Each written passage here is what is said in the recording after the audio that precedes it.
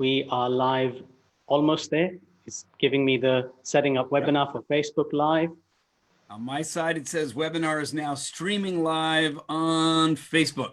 Mwah. Awesome. Hello, Facebookers. Hello to everyone on Facebook, and welcome to everyone on Zoom. And we will press the record over here as well. Welcome, welcome, welcome, everyone. Thank you for being over here. So let me introduce you to our speaker today. Just bear with me a minute. It's my pleasure to introduce our speaker of today. He is the world-leading educator and motivator for uplifting customer service and uplifting service cultures. He's the author of the New York Times bestseller, Uplifting Service, and 14 other books on service, business, and inspiration. He's been featured in the Wall Street Journal, the New York Times, and US Today. In 2018, Global Gurus rated him the #1 customer service guru in the world. Ladies and gentlemen, our speaker, Ron Kaufman, is a man on a mission to uplift the quality and spirit of service everywhere in the world, including with us here today. Welcome, Ron. Truly appreciate you being here. That means you. So, Rohit, it's a pleasure to be with you again. This is our second interview. You and I have been friends for quite some time now. Yes. And honestly, my admiration for your spirit, your contribution, your persistent desire and effort to uplift other people. I am your collaborator and I'm proud to be your friend. Thank you so much. Friend, brother, for me, thank you very, very much. Now, you chose a topic called What's Love Got to Do with It? Before we get to it, let's look at what's happening. Now, we all know the situation we're in. And when COVID was happening, you were traveling. And when you got back to Singapore, you were placed in quarantine. Correct. Okay. So my question to you is, did that have an impact on you in any way whatsoever, being placed in quarantine? Well, actually, there were two major impacts, but let me just backtrack it. My wife and I were on a very nice French luxury cruise ship off the coast of Argentina, going through the Straits of Magellan, coming up the coast of Chile, and then Chile closed the border, so the ship could not dock. Yep. So the captain literally had to turn around and sail back through the Straits of Magellan, back up to Argentina, and then Argentina closed the border, so we couldn't get off the ship. And then Uruguay would not let us get off the ship. And finally, after 3 weeks at sea, thank goodness no one was sick, no one had COVID, we were fine, we were able to get off the ship in Brazil and then fly via London back to Singapore. Because we had gone via London, Singapore put us in quarantine in a hotel room for 2 weeks. And we were not allowed to go out into the hallway. And the hotel room that they put us in didn't even have a window that opened. And the size of the hotel room was big enough to take 6 steps.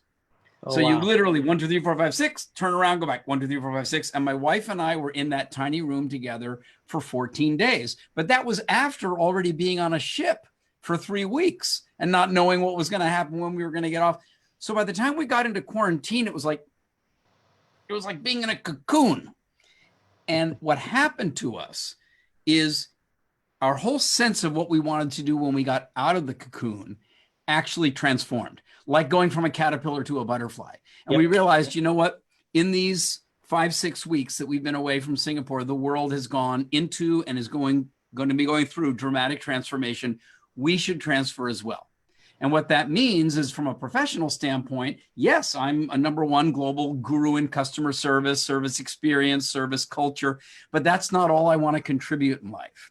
And I think that's what we're going to be talking about today, where the themes of serve and care and love now all can be taught, if you will. And that's what we'll do with the rest of our lives. So that was one. The other was that my wife and I, our marriage got even more close and connected, because if you're in the same room with anybody for 2 weeks and you can only get 6 steps away, you learn pretty quickly how not to get the other one upset. And when you yourself get upset, what do you do with that? Because you can't say, I'm going to go in the other room. Yeah. You can't say, well, see you tomorrow. No, you're right there. And so we ended up calibrating our relationship to be so much finer in terms of how we express our care and our attention and our listening and our love for each other. Okay, interesting. So Very lucky. very, very, very, very fortunate because at the moment, I mean, during this period of what's happening, a lot of marriages are breaking down. Instead of flourishing, they are breaking down. So it's good to see that your marriage is further flourishing much more. That's great. And it doesn't come without effort, Yeah, but you, whoever you are listening to this, we each get to choose what kind of effort we want to put in. And that's given by what kind of future you want to create. very true.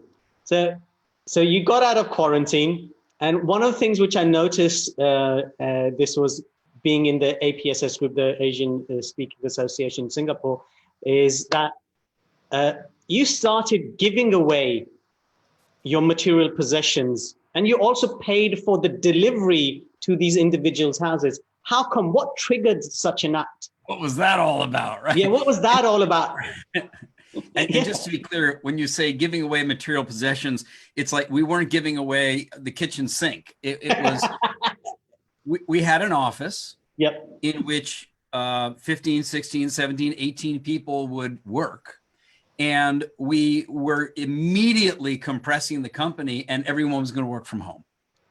And so there was really the question of, working from home, it works. We've discovered that. And we had to compress to a smaller team because we had clients in the airline industry and hospitality industry. And, you know, we have also banks and technology companies. So our company is still fine, but we had to compress. And that meant that we really didn't need the office. So then I realized at the exact same time that we aren't going to need this office, and we negotiated with the landlord to close out the lease, there were many, many other people and colleagues, other speakers that you and I know through Asia Professional Speakers, the association, who were for the first time setting up a home office or wanted to expand or deepen or strengthen their home office capabilities. So what am I going to do with 18 desks? What am I going to do with 10 computer monitors? What am I going to do with 12 office chairs? And so what I did was I put up on the Facebook page for the association, if you can use some of these in your new home office, let me know and I'll send them to you. Okay. So lots of people signed up, and I think it was about 36 people in all who got something, bookcases and, you know, this and that. And then how do I actually deliver it to them? Well, I'm giving them a gift already. So why don't I do that little bit extra and make sure it gets delivered right to their doorstep? And so, for example, there was one woman who got the refrigerator, you know, the big office refrigerator. And she said, all I did was say yes. And then bong, bong. And there was somebody delivering a refrigerator to my house. And the joy. Better than Amazon. Right. And the laughter that you and I are having right now and the joy that I got from doing it that way, that was worth the delivery charges. It was, I mean, I was, so I'm not based in Singapore, but some of the items which were in that list, I wanted them. But I was like, can you deliver them to Dubai? Yeah.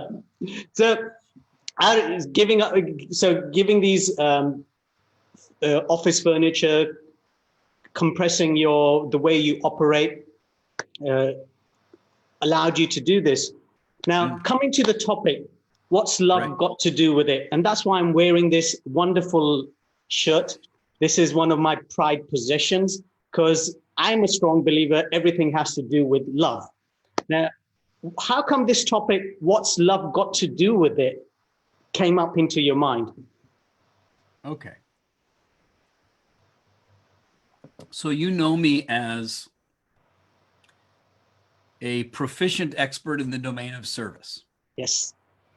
When I started working in that field 30 years ago, I started in 1990 when I came to Singapore to help build a national service quality education center. The field of service 3 decades ago was not very well mapped out. And what do I mean by that? We all knew that there was restaurant service and there was call center service, but the domain of service as a field of study was quite shallow. There were telephone skills. There was, you know, smile training for somebody who worked in a hotel. Yep. But manufacturers didn't think of themselves as being in service, and technology companies were more tech than service.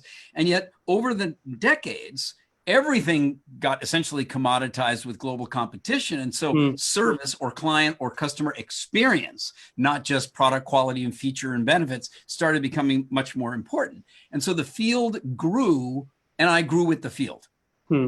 And one of the areas in which the mapping wasn't really there, aside from fundamental principles and skills and architecture and materials, a lot of which I've built, there wasn't even a good definition of what is service. People would say, well, service is treating people the way you want to be treated, which is really nuts because other people aren't like you. They're like them. You want to treat them the way they want to be treated, or the customer is king. So then the service provider must be the slave?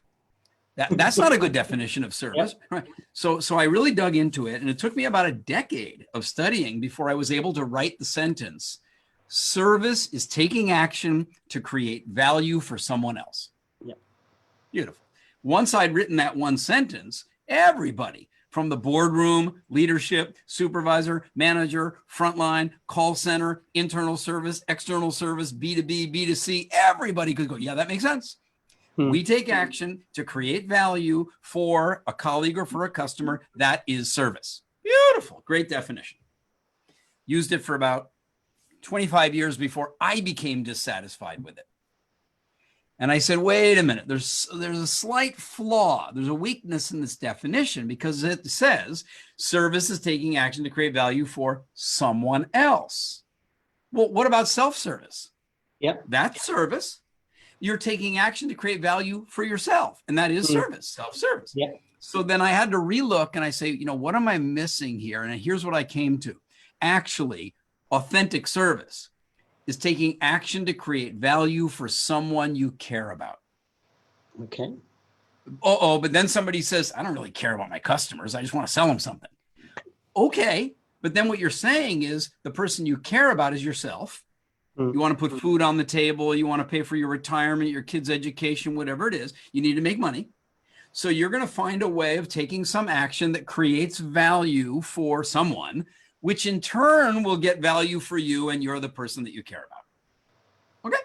Okay? And of course, we prefer to be in fields not like we're selling cigarettes, where you really probably don't care about your customer, but rather do something like be an educator like you and I are, or a coach, or whatever you're doing. So you're taking action to create value for someone you care about. Beautiful. I made a better definition, but now I had a new problem. What is care? Oh, geez, it's another one of those fields that's not well mapped out. And we carry with us sort of a historical care that's like healthcare, right? Wheelchair and sick people. But that's not what we mean when we say, why should I care? Or what do you care about? Or when you say, take good care, you don't mean stay out of a wheelchair. You mean take good care. So then I had to look at that, and it took me about 4 years to write another one sentence, which is that care is concern for future well-being. Okay. You think about your kids. What do you care about? You care about them now, but you care about how now goes into the future. You might care about your country. What does that mean? You care about the future of your country. You might care about your career. What does that mean? I care about the future well-being of my career. So care is concern for future well-being. Right. Which then brings up the question, what do we mean by being? Okay. So now we're down at the level of, if service is here and care underpins that, what underpins care? What is it about human beings that has us be creatures who do care? Now, I started doing more research, and realized that there are some creatures like a fish. A fish will spawn thousands of eggs and swim away. A turtle will lay a bunch of eggs in the sand, and every one of those turtles has to go out and fend for itself. But a bird will build a nest, will bring food back to the bird. So there's definitely some other action that's concerned for future well-being. And by the time you get to mammals, hey, lions and tigers and bears, oh my, and humans, you look at the nurturing that we do to protect our young. Why? Because we care about their well-being into the future. But why do we care like that? And And there it's like, well, there's something about love that is the emotion of care itself. Hmm. So when I think about the future, I'm not the love guru right now. I haven't done enough study in that area. But if I say what I'm passionate about is serve, care, love, No. I can see how those are connected to each other. And that's what we'll be up to for the next couple of decades. So literally, what's love got to do with it? Everything's got to do with everything. Love. So the Tina Turner song, what's love got to do with it? But a secondhand emotion, it's not a secondhand emotion. Yeah, we have to think about what that lyric means. Exactly. What that lyric means. And, there's an example of where humans are the creatures who consistently invent and generate reality using language. But most of our language we inherited. Like the word service comes from the Latin root slave. Which is why people even today have a hesitation to be called a service provider. That's why I wanted to say, no. The service provider is the value creator. Oh, that's much better. It's interesting you say that because I tend to use in my language, I'm here to serve and support you. And people say, why would you want to serve? Aren't you being a slave to someone? I'm like, no, I'm not being a slave. I'm actually there to serve, to assist you the best way I can do. If we connect service and care, then we could say that service is care in action. Because care is concern for future well-being, but service is action to actually create the value. Okay. So we had our interview in the past it's just over a year ago. It was in June 2019. So this is like July 2020. You briefly spoke about careology. Yes. Let's take a recap on what this whole careology is, because this is where it seems it's all going towards. Yes, it's an aspect of where we're going. Yes. So if you go to Wikipedia today and you type in words ending with ology, there's 1,578 words that humans have invented. Everything from ecology, virology, biology, geology, technology, but also things like pogonology, which is the study of beards. Volcanology, the study of volcanoes. I mean, it's extraordinary. Can you explain to me how there could not be the word careology? Stunning. So I said, okay, I'm the guy who's going to invent that word. And that's where, careology showed up. But then I also started doing what's called etymological research. Like, where did the words come from? So in the same way that service carries a burden of slave in its history, and we had to reinvent it to become the value generator, care in its earliest version meant grieving, mourning, attending to the wounded, the dying, the sick. Cura came up from that history, which is why even today, when we say care, people think wheelchair. Care, they think hospital. Right? But as we said, no, we need something much bigger than that. So I call it concern for future well-being. That's care. What about logi? Careology, yeah. And people say, well, I know what that means. That's a field of study. That's a science. That's an academic, a department within an institute. If you go all the way back to the source of the word logi, it means animal that speaks. Oh, it means talking animal. So what is careology? The animal who cares about well-being in the future, who can talk. And because we are the talking creatures, we're the only ones who can invent future like that.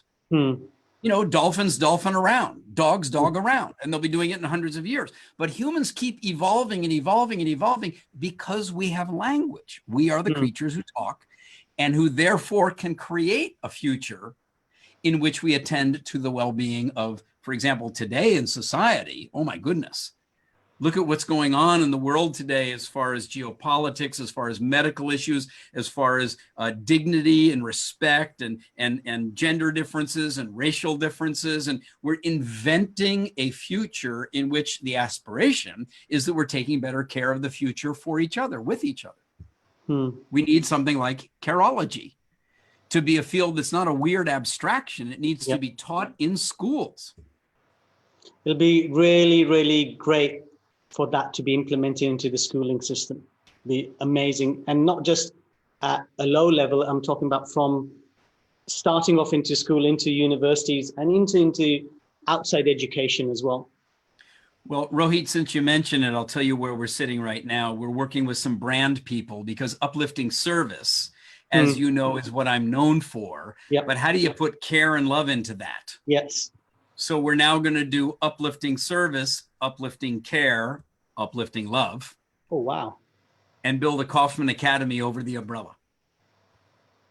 And that way we can serve in the corporate B2B world, but I can also now access and serve more authentically governments or universities or school systems or individuals and into nonprofits and volunteer organizations, etc.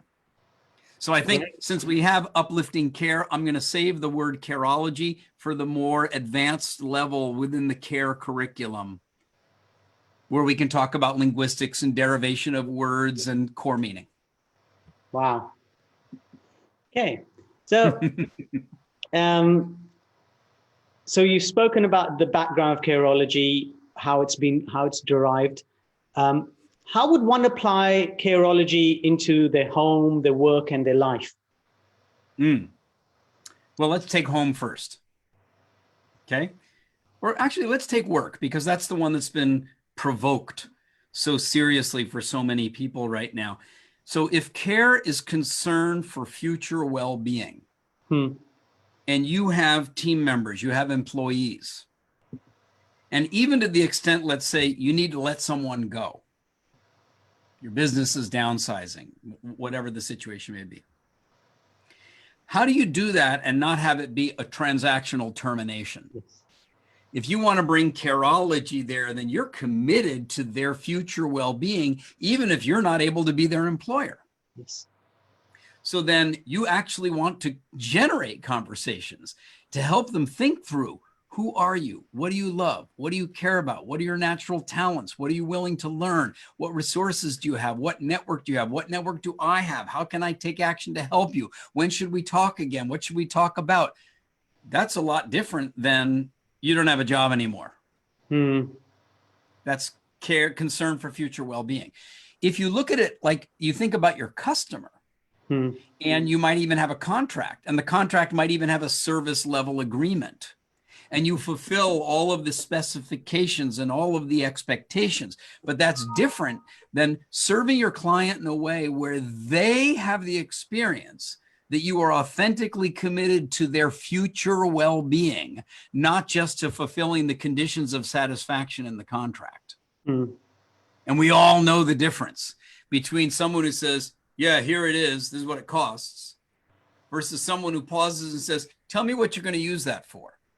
You know how this thing works? Let me show you. Or there you go. Hey, listen, you got any questions? Give me a call. Any one of those added, it's not like he wants you to call, but he's saying, I care about your future well-being. Yeah. So there's work. Yeah. If you want to do it at home, then it's care for future well-being of everyone at home, which I would say includes your neighborhood. Yes. Right? You know, who are they? What do they aspire to? Is there some action that you can take that would enable, encourage, or help them? And we're seeing a lot of that during the COVID era, where people are going out and doing shopping for elders. Yes. Right? People who can't leave home, and then, you know, somebody who's not a family member, but knows that there's an older person living down the street who says, how can I help? It's interesting that's happening, because I remember as a child, it was very common for you to do that, to help your neighbors. But as you grew up, and what I've seen around, over the last, I would say 20 years, I'm not seeing that happen as what it used to happen when I used to be a child. As much, right? Yeah. It was just Which like, means, it's no longer there. It was like a natural tendency for you to do it, even if the neighbors, you don't even see them, but it's like your mother saying, you need to go in there and drop these groceries for them, or just drop this, I made something for them, just drop that off of there. right, right. And that's why it really is incumbent upon us to generate that. Simply because that particular tradition faded doesn't mean that the future needs to be like that. We are generative, creative, capable people. And so I give you an example with the horrible incident that occurred in Minneapolis with the death of a black man under the knee of a white cop. I mean, the whole world saw it.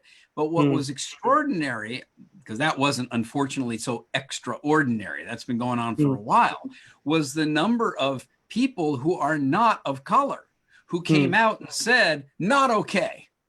I'm in that march. I'm at that protest. I'm gathering up here in the street to say, stop. Black Lives Matter. Yep. Right. And it's not just black. So what's going on here? Now you've got people saying, I'm concerned for your future well-being. Why? Because if you're not well, that affects our society. Yep. If you're not well, how can I be well? We're in this together, more and more and more and more and more so every day. So we're going to come back to that particular part, what happened over there in America. But before we come to that part, okay. Question is, when you talk about careology with people, do you ever get the reaction? Here's a big question for you, do you ever get the reaction, Ron's gone doolally, he's lost his mind? I'll be absolutely candid with you, Rohit, and I'm so happy to be able to tell you this because it even surprised me.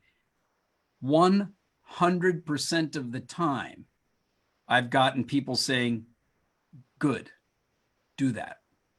Wow. 100% of the time, when people hear me talk about serve, care, love, they're looking at it going, do it, bring it on. And I think a big part of that is because we're all so aware of how desperately the world needs it right now, that we cannot say service and value, that's business. Care, you do that at the daycare center, you go get your hair care at the salon, you get health care at the hospital, but let's not bring care into real life, business life. And love, never mind, it's at the bar or in the bedroom. No. People are realizing that this is all one human existence, and that service and care and love, that's what matters. So let's go to work. Here's the thing. So careology, so there's the foundation being that love part. Why is love so important in our home, in our work, in our life? I mean, especially when you look at people understanding the home perspective and in life perspective, but in work, love, what's going on? Good question there. I mean, this is, as I said, this is the area that I would say at the present moment is least researched. So I can't bring you an answer like, here's the answer. I have no definition for it at this moment. There's a lot of study and reading and thinking, both philosophically and in terms of sociologically, the way societies have evolved, biologically, the way we as humans have evolved a certain way. But if we say that love is the emotion of care, just to try to use a simple shorthand at the moment, if love is the emotion of care and care is concern for future well-being, then what I'm saying is if my attention and my intention is for you to be better in the future, your well-being, to be cared for, why do I care? What's motivating that? And if it's in a business situation, then there's some appreciation for the client, admiration for the client, compassion for the client, what do you call it? Like pity for the client, but something that's causing you to go, I got to help this guy, or gal, or a team member. And in the situation where you say, I don't care about my customer, I care about myself. Okay, then it's love of your own well-being into the future. That's as far as I can go. You answer this question, Rohit. I want to hear your answer to this one. So for me, it's a good question. For me personally, I see love being the foundation for everything. For me, existence. So when to me, the word love means there is no judgment, there is no ego, there is just that giving and taking care of one and of another person. So that has to be implemented in a home life. It has to be implemented in a work life, because if you're not loving what you're doing, let's put it this way, then how productive are you really going to be? And from a team environment, from a work environment, if your space of work is not a loving space, how are you going to actually grow as an individual, as a team, as a business? Because love is that place where a lot of passion comes from. It's a place where it's encompassed with compassion as well and joy. So you're positioning love like a desired state. I would not call it a desired state. I would say it is our natural state. Okay. Now, if it is our natural state and someone is feeling not love, then just to set you at ease, the philosophers would say that's a form of love.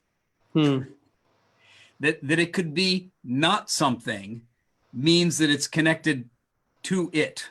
In other words, when we say hate, what is hate? But, if you will, a form of perverted love. Right? You know, why would you have such a charge on it? Yes. Unless it was love, not. So then you get this very interesting spectrum where you can say, well, as you said, it's all love. Yeah. But then it becomes, to what extent is it recognized?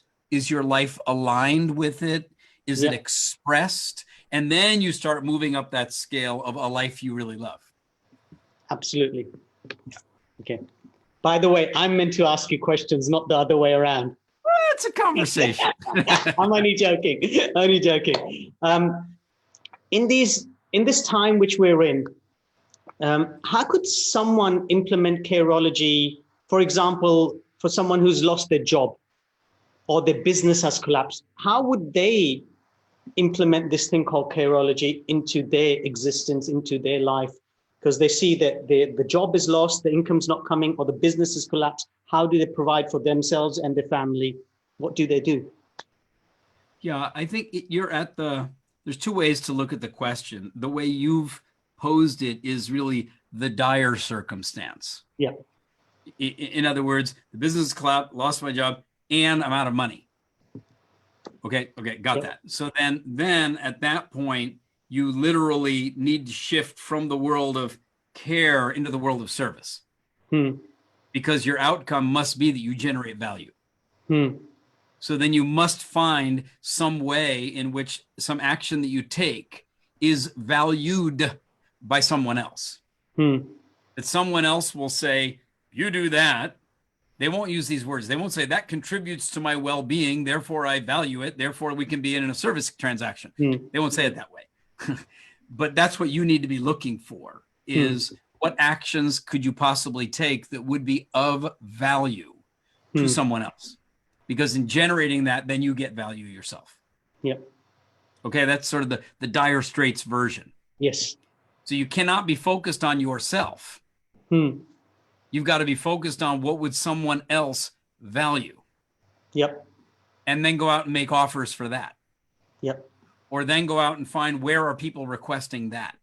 And you may have to, quote, take a pay cut. You may have to do a job that you didn't think you were going to be doing anymore. But that's not the point. The point is, can you use your time and your body and your mind and your conversational ability in a way, and your experience, in a way that will be in action somehow, that will create value for someone else. That's the critical next step. Yes. Okay. But let's look at the other one. Let's say you lost your job. You had to, you shutter your business. but you're okay. You got some savings, or somebody Yep. else in the family is working, and you actually love what it is that you do. Yes. Okay. So that's a very different situation. Yeah, absolutely. Okay. But then in that case, you're saying you have interesting time to think, like I did when I was in quarantine and on the ship, to say, what is it? What is this well-being for others that I really do care about? What well-being really matters to me? And it could be, for example, helping young people get their first job.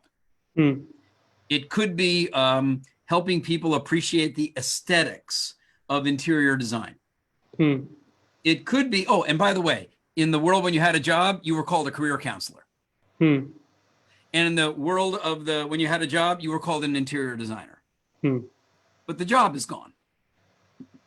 But if you still have that interest and concern for well-being of other people, then I would say lean right into that space and find people that you can take care of. Okay. Whether or not whether or not it's being paid for. Because when you are taking action to enable the well-being of others, well, that is service, and they will value it, and word gets around. And you're not the person who went into retreat. Yep.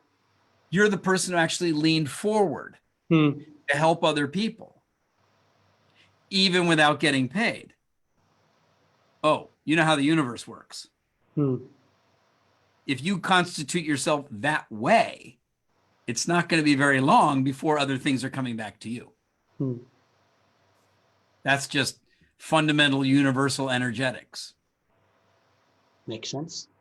Makes perfect sense. Oh, and you can't do, well, I helped somebody yesterday. Now today's somebody else's turn to help me. On it now.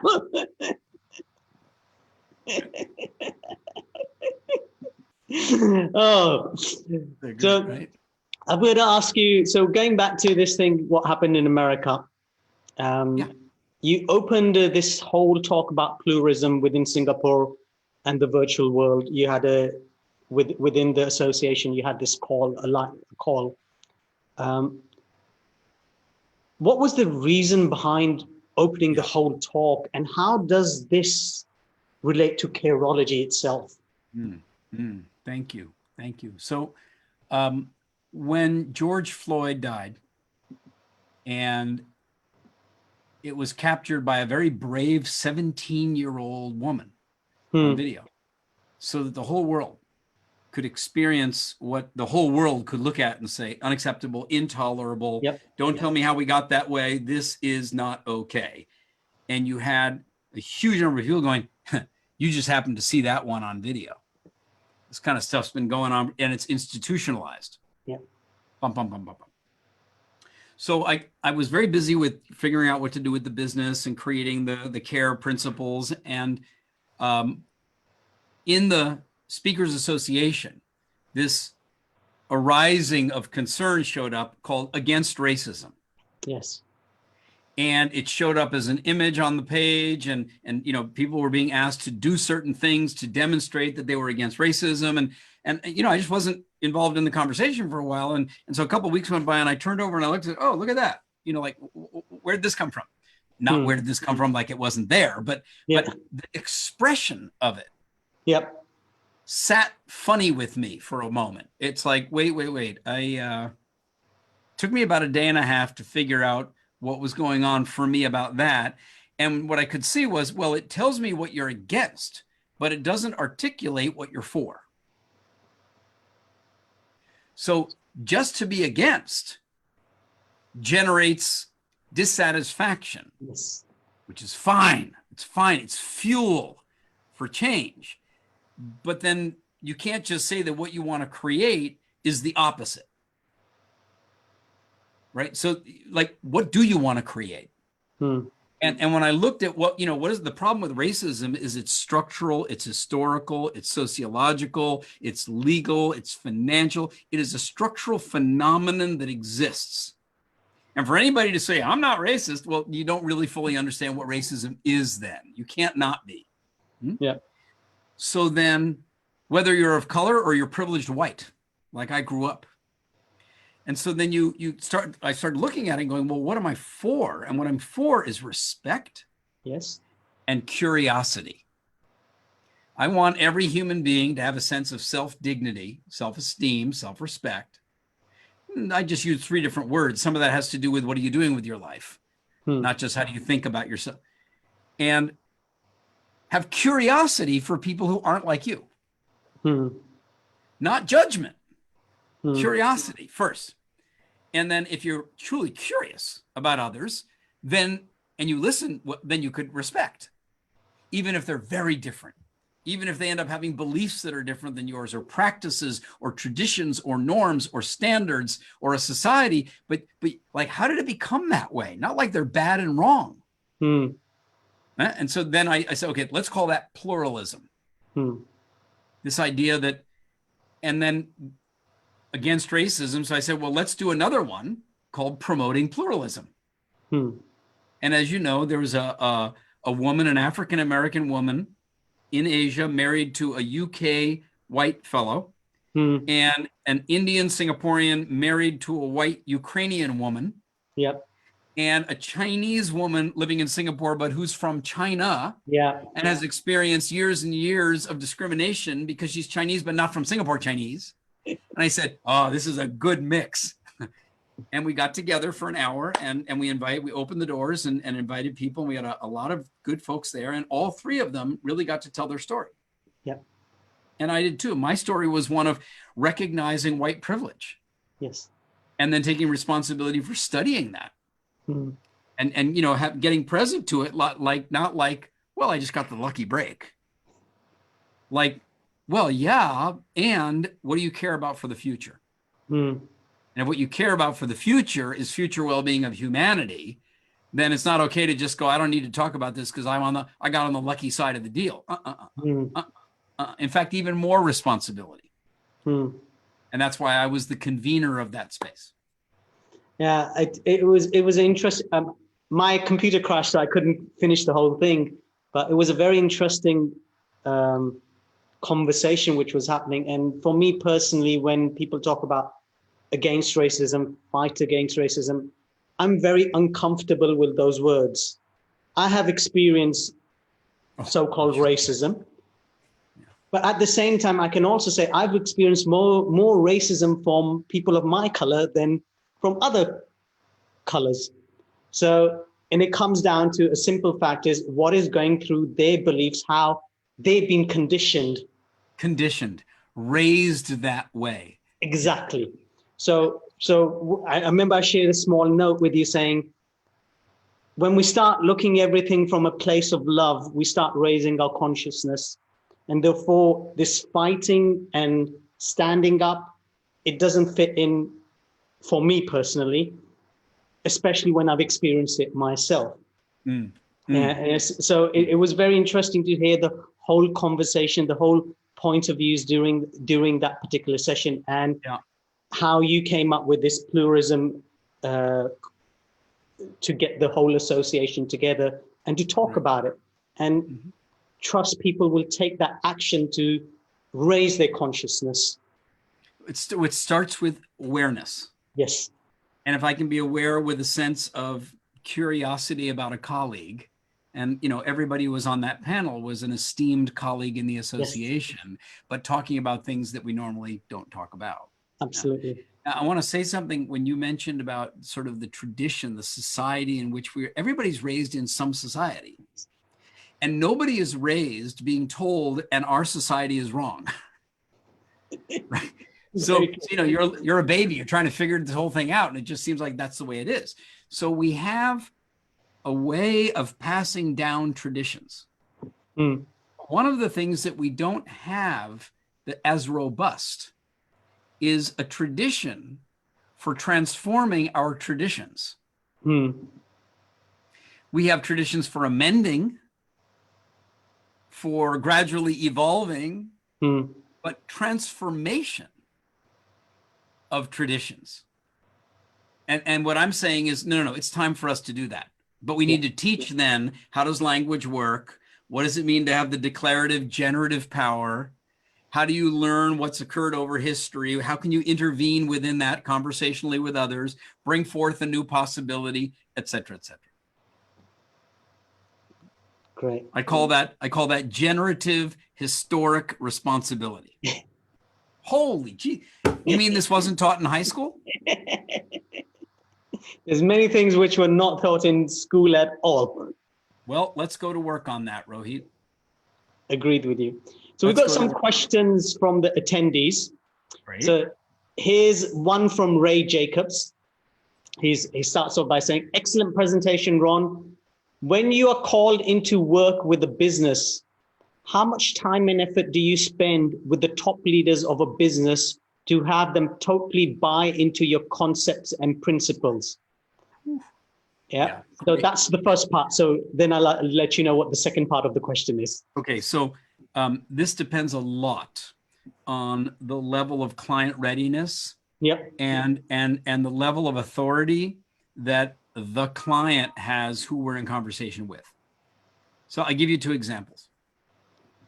We've worked with very large companies where the idea was somewhere in the organization to look for a service culture development project.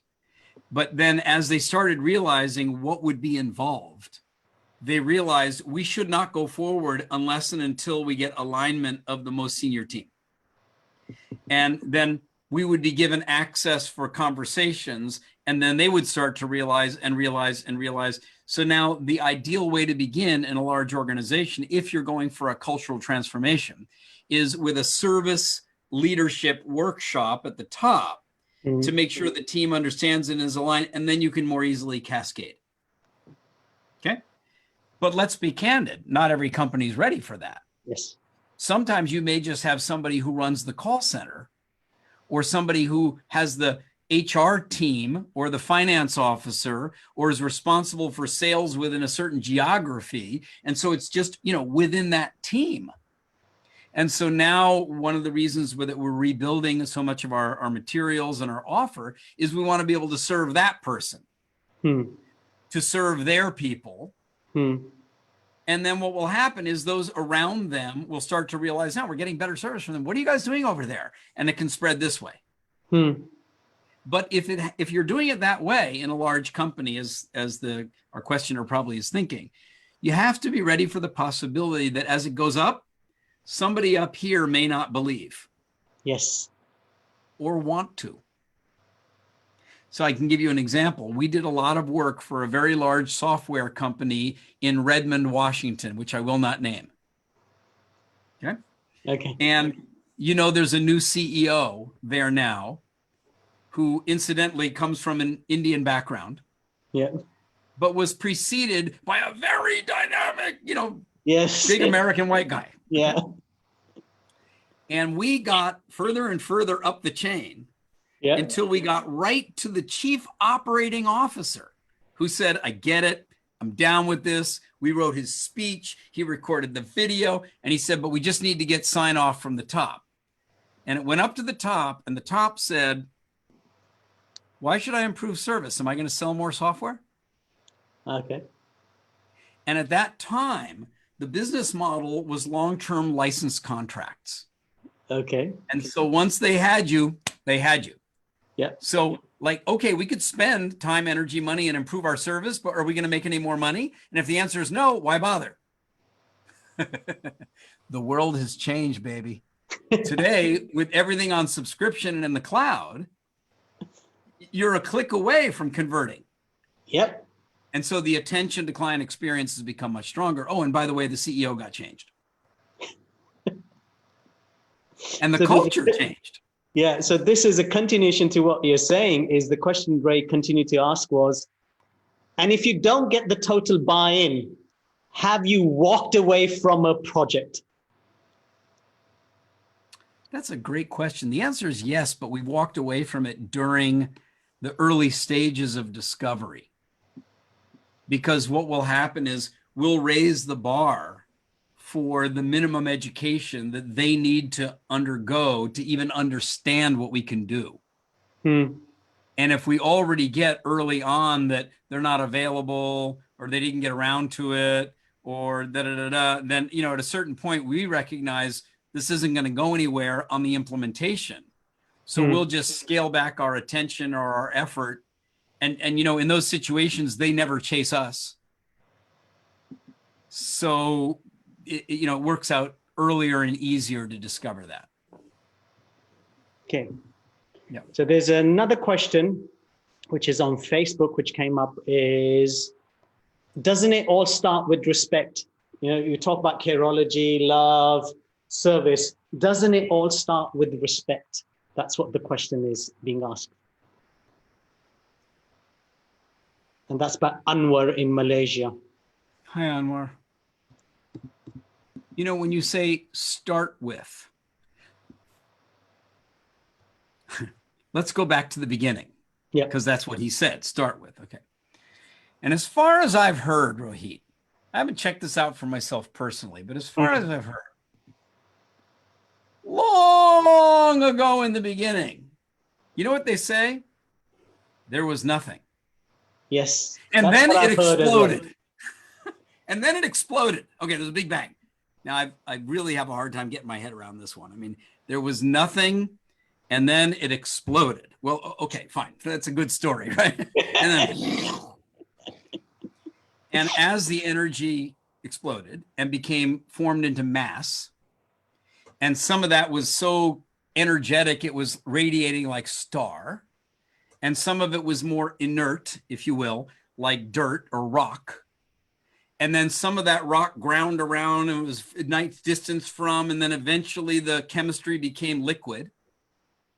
And then at some point within that chemistry came together and started to pulse like a form of life. Yeah. And then that grew from bacteria to reptiles to mammals. And here we are. Okay. So now, does it all start with respect? So I'm not putting away his question. I'm serious about it. Every form of life that we know on this little thing we call the Earth, which is the third planet from the sun and the Milky Way and the Big Bang, only exists because it is connected to its environment in a way where both work. Yep. That's called structural coupling. Okay. Human only exists because the air works for breathing of, and the water works for drinking of, and the gravity holds the body down, and the blood pumps from the heart, and so we're perfectly coupled with our environment. Yep. And so is everything else. And so is anything that's alive is alive because it effectively fits. Yes. With the environment. Now, there are times when the fit is so good that overpopulation, and then the ecology doesn't quite support it anymore. And then what happens is the population shrinks. And then let's say there's a drought, and then only the certain ones that are a certain way survive to live again another day. And that's how evolution starts to happen. So it's not survival of the fittest, like it's a fight. It's survival of the fit. Of the fit, those that fit. Okay? So now if I say, does the biology, let's say a life form, respect its environment? What do you mean? It can't exist without it. Can't exist without it. So Anwar doesn't exist except that there were two people before him who decided to be very close together, and then came him. And then all the people that took care of him, that took care of him, that took care of him, that took care of him, and going all the way back, all the way back. So where in that did respect begin? And I would say that I would take it apart to say that it actually, it's like mutual dependence. One can't exist without the other. Now we look at the world today and say, I can sure exist without you. In fact, life would be better if you weren't here. But that's not how biology got started. That's not how humanity got created. That's not how we evolved to where we are today. So you are right. It all starts with respect. It's just we have a lot of traditions that seem to have forgotten that, including education, including religious practices, not practices, but religious orientation to other religions. Or what is this thing called nation state? which then requires military, which then says you can't cross the border without a passport. And now we're getting into what you and I were talking about earlier when we were saying we need a tradition for the transformation of traditions. And it's not going to happen overnight because that's not how evolution happens. But neither should we alive today say, well, that's somebody else's job. No, baby, that's our job. It's everyone's job. That's everyone's job. And when we say that, what we mean is, look, you can take personal responsibility. Okay? Be responsible for your language, be responsible for your offers, be responsible for your identity, be responsible for your commitments. Okay. Then there's create shared responsibility. You take the initiative to say, we should, we can, let us. Yes. How about we? Somebody initiates that. And if you're that person, you're creating a sense of shared responsibility. And then finally, there's the one I pointed out earlier, which is generative historic responsibility, which is Martin Luther King saying, I have a dream. Or Mahatma Gandhi standing up and saying, nonviolence, we're declaring, right? And on and on and on. And we can do that too, in our own ways, in our own lives. Okay. So we've got 3 minutes left. There's one question which has come up. So this was when you were talking about pluralism, and we spoke about how things need to be educated at the school, from a schooling level. So this is a question which came from Facebook from Bushra. She's based in the UK.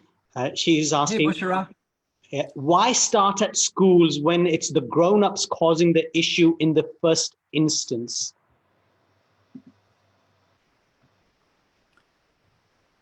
The grown-ups are going to die, and the young people are going to become grown-ups. And so when we recognize that all of us have a limited time on earth, and by the way, to say the grown-ups are causing, the grown-ups also had childhoods in which we learned certain prejudices, certain practices, certain traditions, and we all learned that ours was right. Yes. Okay. I'm better than you. Or we're better than them. Yeah. And by the way, I saw an article today, just really blew my mind, that Silicon Valley today has a much larger natively Indian population than ever before because of all of the immigration of talent and then people who settle and become citizens and have families and da-da-da-da. And there was somebody at one of the leading companies who said the discrimination she faces is not from non-Indians. It's because of the caste that her family came from back in the day, that if everybody knew that was my cat, and she's experienced it, and you go like, whoa. You're telling me that that old tradition is now in Silicon Valley? So this gives a sense of how embedded, even when you take people out, you put them in a totally different environment. So then we need to start with the young, and educators need to work with the young to instill respect, to provoke curiosity, to pose the concept of pluralism, and encourage that kind of sense that you can not only take responsibility, but create responsibility. It's, while you were saying that, a story came into mind. The first time I moved to Dubai, well, it was the first time, when I came into Dubai and I started my role as a head of client services, one of my team members, he introduced himself as saying, I'm X and I'm an Anglo-Indian. And I was like, I was bemused. Why was that necessary to be mentioned? You could have just mentioned your name, and that's more than enough, and just tell me what you do and what's happening in your life. But it was very, very specific. And that's not the first time I've experienced it. I've seen many people do that. And I'm like, what's that got to do with anything? Yeah, but let's Rohit, we're going to have to leave. I know we're running out of time, but I want to say, no, this is our third conversation right now, because it does have to do. In other words, what he's revealing there is something about history which you could as easily say, what's that got to do with it? Or you could say, what is it you want me to understand about you? That's a better way to look at it. Tell Absolutely. me, what are these traditions that you're revealing here? You may be sharing with me your bias that you know that you have as a way of helping us to actually work well together. Because we're not clean slates. Yes. We are historical, social, linguistic, culturally creative, generative human beings. Yes. Thank you very much, Ron. It is 12:01. So we've just passed that 1 hour mark. Truly appreciate it. And we could sing the song What's Love Got to Do with It, or You're Simply the Best, whichever. But I'll sing it in my mind. And by the way, we got a lot of compliments on the shirts which we're wearing. Yeah. So thank you for wearing that great shirt. Thank you, my friend. And thank you for this session. Truly appreciate it. Everybody who is watching or whoever does watch this recording, blessings to you. Thank you. Thank you very much. Take care. Thank you, everyone, for attending the session. Truly appreciate it. Take care. See you, Ron. Thank you. Bye, Rohit. Bye.